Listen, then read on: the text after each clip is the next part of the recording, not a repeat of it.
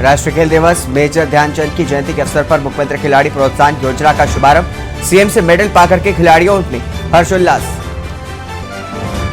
Akhil Bharatiya police विज्ञान कांग्रेस आगामी 7-8 अक्टूबर को देहरादून में प्रस्तावित। केंद्रीय गृह मंत्री अमित शाह कार्यक्रम में होंगे शामिल।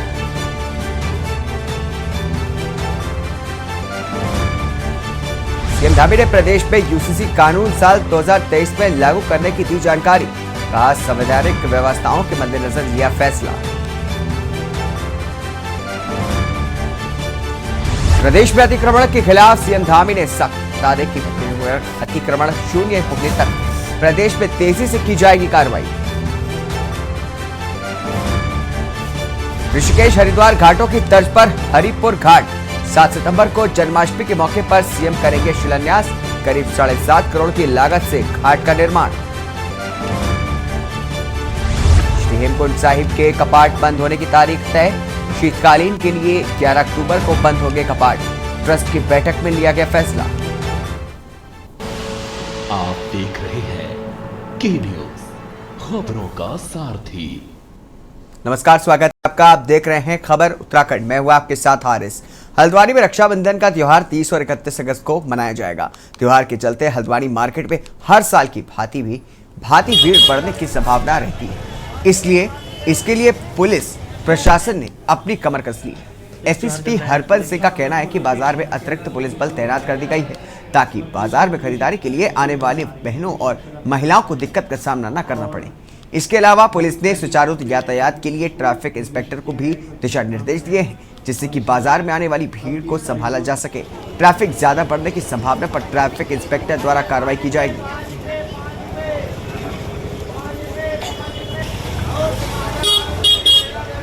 आगामी 30 अगस्त को और 31 अगस्त को राखी का त्यौहार मनाया जाएगा और आज 29 अगस्त से ही बाज़ार में माताओं बहनों की बहुत भीड़ रहेगी। इसके मद्देनज़र शहर के अंदर, बाज़ार के अंदर अतिरिक्त पुलिस बल की व्यवस्था की गई है, जिसमें महिला पुलिस और पीएसी और हमारा सिविल पुलिस का बल लगाया गया है। और सबको ये निर्देशित किया गया है कि जो माताएं बहनें रक्षाबंधन की खरीदारी के लिए आएंगी, उनको किसी प्रकार की अव्यवस्था ना हो और वो अच्छे से खरीदारी कर सकें और सुरक्षा की दृष्टि से उनके साथ कोई मिस हैपनिंग ना हो, इसके पूरे प्रबंध किए गए हैं। और यातायात के लिए टीआई को अगर यातायात बढ़ता है तो ट्रैफिक प्लान बनाने के लिए निर्देशित किया गया है। अगर किसी भी समय अगर ट्रैफिक ज़्यादा बढ़ता है तो उसके अनुसार ट्रैफिक इंस्पेक्टर द्वारा कार्रवाई की जाएगी। पौड़ी में एक बस कंडक्टर ने ड्यूटी पर तैनात एक पुलिस सिपाही और होमगार्ड पर उसके साथ मारपीट करने के आरोप लगाए हैं। बस कंडक्टर का आरोप है कि रात को जब बस अड्डे पर बस में सो रहा था और रात 1:30 बजे जब वो शौच के लिए उठा और वापस लौट करके सोने लगा तो एक पुलिस जवान और होमगार्ड ने बस का दरवाजा खोलने के लिए बस कंडक्टर को कहा। बस कंडक्टर ने जब दरवाजा खोलने से इनकार किया तो पुलिस के सिपाही ने बस में महिला के होने का संदेह जता करके जबरन बस दरवाजे को खुलवाया और दरवाजा खोलते ही बस कंडक्टर की छाती पर टॉर्च से हमला करा। एक पुलिस सिपाही और होमगार्ड भाग गए। वहीं बस कंडक्टर ने मामले की शिकायत पौड़ी थाने में दी, लेकिन कार्रवाई में ढिलाई दिखाने पर कंडक्टर ने एसएसपी से मुलाकात करके प्रकरण की जांच करने की मांग उठाई। एसएसपी श्वेता चौबे ने बताया कि संबंधित सिपाही को लाइन हाजिर करते हुए मामले की जांच सीओ सदर श्याम दत्त नौटियाल को सौंप दी गई है।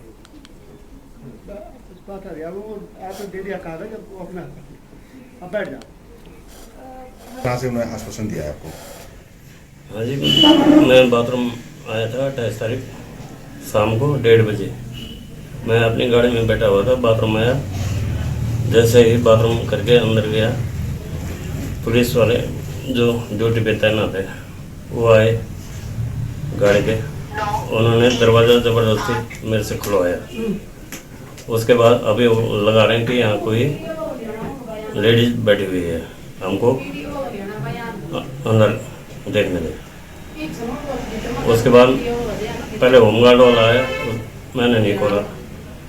फिर जब खोला नहीं तब दोनों आए, दोनों ने दरवाज़ा बदला। तब मेरे को वो लेडीज का वो लगाया उन्होंने। त्योहारी सीजन आने के पहले ही मिलावटखोर भी सक्रिय हो गए हैं। आज सुबह हरिद्वार में खाद्य सुरक्षा विभाग की टीम ने 5 कुंतल संदिग्ध पनीर पकड़ा। अधिकारियों को मेरठ से मिलावटी पनीर हरिद्वार में सप्लाई किए जाने की सूचना मिली थी, जिसके बाद अधिकारियों ने तड़के रुड़की की ओर से आ रही गाड़ी को रोक करके जांच की तो उसमें भारी मात्रा में पनीर मिला।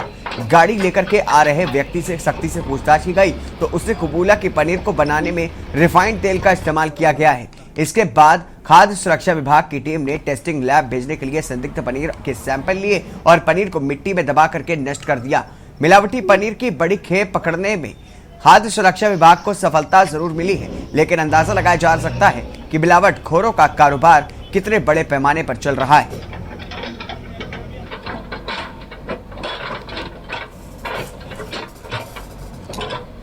वो जो बाहर से मिलावटी खाद्य पदार्थ या संदिग्ध खाद्य पदार्थ आ रहे हैं उनके खिलाफ कार्रवाई करने के निर्देश दिए गए थे। उसी क्रम में हमारे पास सूचना मिली थी और ये कई दिनों से हम इस मामले में जो हमारे सोर्सेज हैं उनसे हमें ये खबर मिल रही थी कि यूपी और यूपी के अन्य क्षेत्रों से जो है उत्तराखंड में जो है कई सारे milk and milk product supply किए जा रहे हैं। तो उसी सूचना के तहत आज सुबह हमने जो है करीब 3-3:30 बजे के आसपास जो है ये कार्रवाई की और ये जो है जो पनीर आ रहा था ये मेरठ से आ रहा है और जो संदिग्ध था उसने स्पष्ट अपने शब्दों से एक्सेप्ट भी किया और पनीर को देखते हुए और उसके स्मेल को देखते हुए लगा कि बहुत ही बदबूदार था। उसने इस बात को एक्सेप्ट किया है कि वो इसमें रिफाइंड मिला रहा है, तो जो कि क्लियर कट है कि फूड सेफ्टी एक्ट के तहत वो सब स्टैंडर्ड। रुकेंगे एक छोटे से ब्रेक के लिए, ब्रेक के बाद जल्द हाजिर होंगे। ब्रेक के बाद स्वागत है आपका। राष्ट्रीय खेल दिवस के अवसर पर देहरादून के सर्वे चौक स्थित IRDT सभागार में कार्यक्रम का आयोजन किया गया था। बतौर मुख्य अतिथि सीएम पुष्कर सिंह धामी ने कार्यक्रम में शिरकत की। इस दौरान मुख्यमंत्री पुष्कर सिंह धामी ने प्रदेश के 98 पदक विजेता खिलाड़ियों को सम्मानित किया। साथ ही सभी खिलाड़ियों को पुरस्कार की राशि भी प्रदान की गई। वहीं इस अवसर पर सीएम पुष्कर सिंह धामी ने मुख्यमंत्री खिलाड़ी प्रोत्साहन योजना का भी शुभारंभ किया है।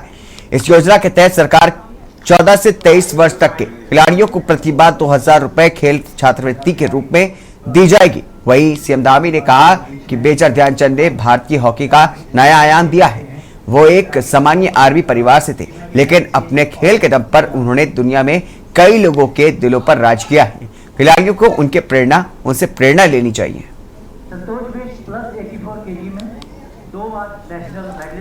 आज अपने आप में आज बहुत ऐतिहासिक दिन है।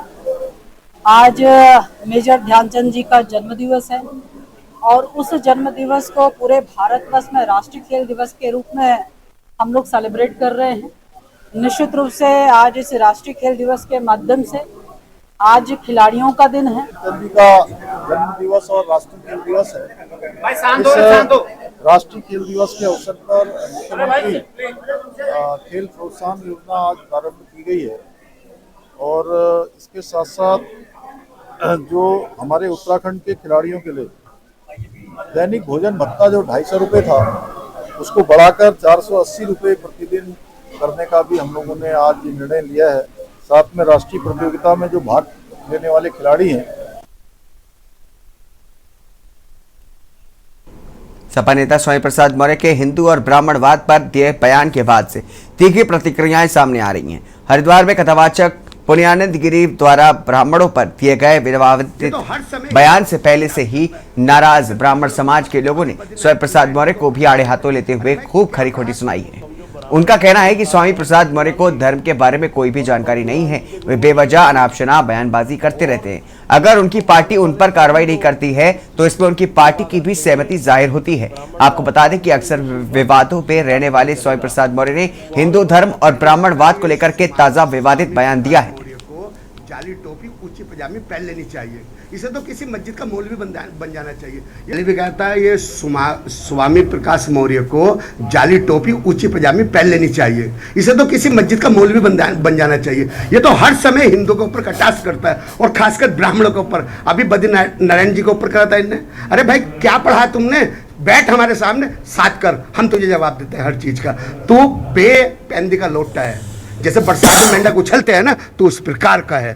ऐसे प्रकार के आदमियों पे वक्तव्य पे नहीं जाना चाहिए किसी को भी। जो मेंढक कभी इधर कलवट कभी उधर कलवट कभी उधर, ऐसे व्यक्ति को तो जा भी मिले मुंह काला कर देना चाहिए जब ये सबक सीखेंगे। और वो समझो ब्राह्मण के अधिष्ठाता है परशुराम जी और परशुराम जी के गुरु हैं शिव जी, और शिव जी को मानने वाले सभी लोग इस चीज़ से इत्तेफाक रखेंगे कि ब्राह्मण का अपमान कोई भी शिव भक्त स्वीकार नहीं करेगा।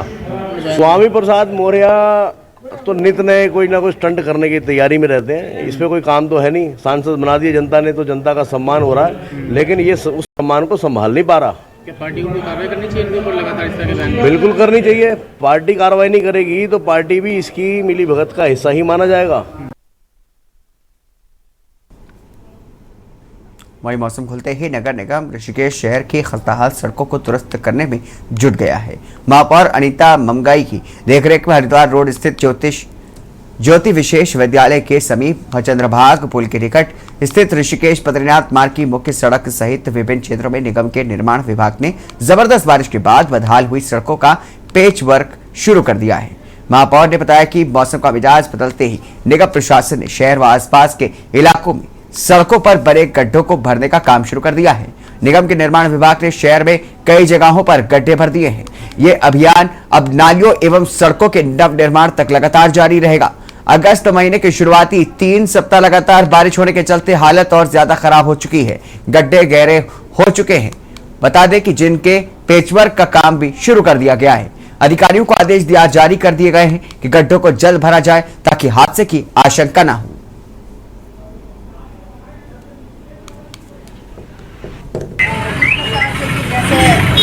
बरसात रुकी, उसके बाद नगर निगम ने फौरी राहत देने के लिए तत्काल अपने पैच वर्क उन जगहों पे शुरू कर दिया है जहाँ पे कि बहुत ही जानलेवा गड्ढे बने हुए थे और लगातार हो रही मूसलाधार बारिशों से अनेकों जगहों पे ऐसी परिस्थितियाँ उत्पन्न हो रखी हैं जहाँ पे कि लोगों को तो उन जगहों पे फिलहाल RPM का अभियान शुरू कर दिया है ताकि कोई चोटिल ना हो, कोई दुर्घटनाएँ वहाँ ना हो और ताकि स्थायी समाधान के लिए हमारे निर्माण के कार्य और प्रोसीजर में उनको लगा दिया गया है।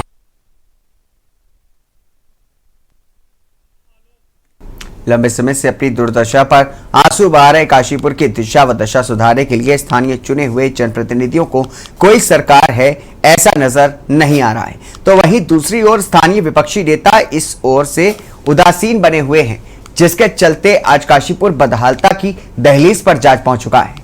बता दें कि नगर क्षेत्र में जहां पर टूटी फूटी सड़कों और गड्ढों से लोग परेशान हैं, तो वहीं 6 साल से बन रहा फ्लाईओवर सफेद हाथी का रूप धारण कर चुका है, जिससे शहर का आवागमन ठप हो चुका है। प्रदेश में डेंगू लगातार पैर पसार रहा है। इसके बावजूद नगर क्षेत्र में कुंडे और गंदगी के अंबार देखे जा सकते हैं, लेकिन निगम प्रशासन कुंभकर्णी नींद सोया पड़ा है।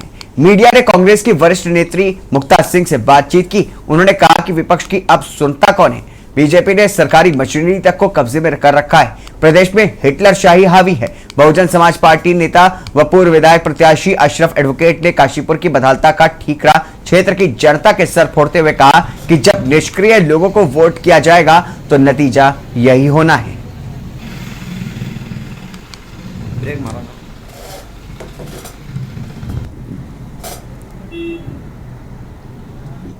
काशीपुर, आप सच कह रहे हैं कि काशीपुर अपनी दुर्दशा पर रो रहा है, क्योंकि काशीपुर का तो वो हाल था कि जो भारत के नक्शे में और जब यूपी का हिस्सा होता था तो यूपी के नक्शे में वो काशीपुर अलग से दिखाई देता था। हम तो उस ज़माने के हैं जब हमने तिवारी जी का राज देखा और तिवारी जी का काशीपुर के प्रति प्रेम देखा। जिम्मेदार इसके काशीपुर की पब्लिक जनता जनार्दन जब चाहती है ऐसा नेता को चुनना जिसके बस की बात कुछ नहीं, तो अल्टीमेटली मतलब इसके लिए तो काशीपुर की पब्लिक जिम्मेदार है ना। लेकिन कहीं ना कहीं विपक्ष कहाँ पर है? भगवान शंकर के अति प्रिय सावन मास में टीम भगत शंकर के द्वारा इस श्रावण मास का चतुर्थ एवं अंतिम सोमवार का श्रृंगार श्री रामा मंदिर स्थित रामेश्वर महादेव का किया गया, जिसमें भगवान के बाबा बर्फानी रूप साथ ही हिमाचल प्रदेश में स्थित पंच कैलाश में से एक किन्नर कैलाश के प्रतिरूप के दर्शन हजारों भक्तों ने बाबा अमरनाथ बर्फानी की जयकारों के साथ की। विशाल मंच पर गायक विवेक शर्मा ने सुंदर शिव भजनों का गुणगान किया एवं लवप्रीत सावरिया आर्ट ग्रुप द्वारा महादेव के अघोरी नृत्य की झांकी का प्रदर्शन किया गया। कार्यक्रम का विशेष आकर्षण मंदिर प्रांगण में बनी विशाल हिम गुफा एवं अति विशाल किन्नर कैलाश के दर्शन है। श्रावण महोत्सव के पूर्णाहुति अवसर पर पायते वाली रामलीला में होने वाले विशाल भंडारे हेतु आमंत्रित भी किया गया। देर रात्रि में महादेव की भव्य आरती एवं प्रसाद वितरण के साथ ही कार्यक्रम का समापन किया गया। बता दें कि कार्यक्रम में हनुमान धाम से आचार्य विजय राहुल अग्रवाल, ईशान अग्रवाल सहित अन्य गणमान्य मुख्य रूप से उपस्थित रहे।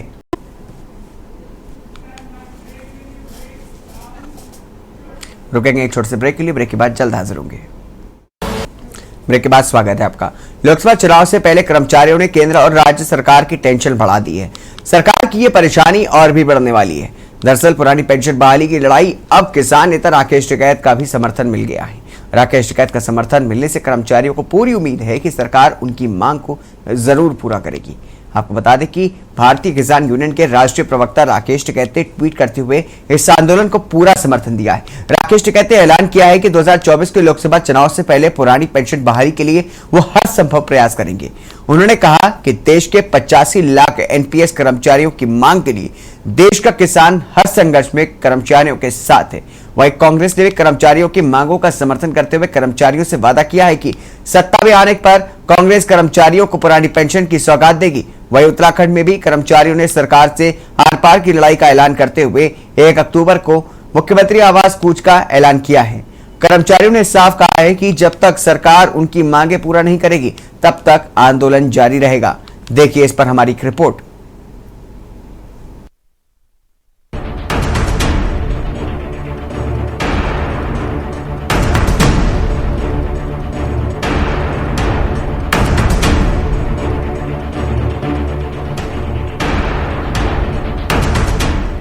लोकसभा चुनाव से पहले कर्मचारियों ने केंद्र और राज्य सरकार की टेंशन बढ़ा दी है। सरकार की ये परेशानी और भी बढ़ने वाली है। दरअसल पुरानी पेंशन बहाली की लड़ाई को अब किसान नेता राकेश टिकैत का भी समर्थन मिल गया है। राकेश टिकैत का समर्थन मिलने से कर्मचारियों को पूरी उम्मीद है कि सरकार उनकी मांग को जरूर पूरा करेगी। बता दें कि भारतीय किसान यूनियन के राष्ट्रीय प्रवक्ता राकेश टिकैत ने ट्वीट करते हुए इस आंदोलन को पूरा समर्थन दिया है। राकेश टिकैत ने ऐलान किया है कि 2024 के लोकसभा चुनाव से पहले पुरानी पेंशन बहाली के लिए वो हर संभव प्रयास करेंगे। उन्होंने कहा कि देश के 85 लाख एनपीएस कर्मचारियों की मांग के लिए देश का किसान हर संघर्ष में कर्मचारियों के साथ है। तो वहीं उत्तराखंड में कर्मचारियों ने सरकार से आर पार की लड़ाई का ऐलान करते हुए 1 अक्टूबर को मुख्यमंत्री आवास कूच करने का ऐलान किया है। कर्मचारियों ने साफ कहा कि जब तक सरकार उनकी मांगे पूरा नहीं करेगी तब तक आंदोलन जारी रहेगा।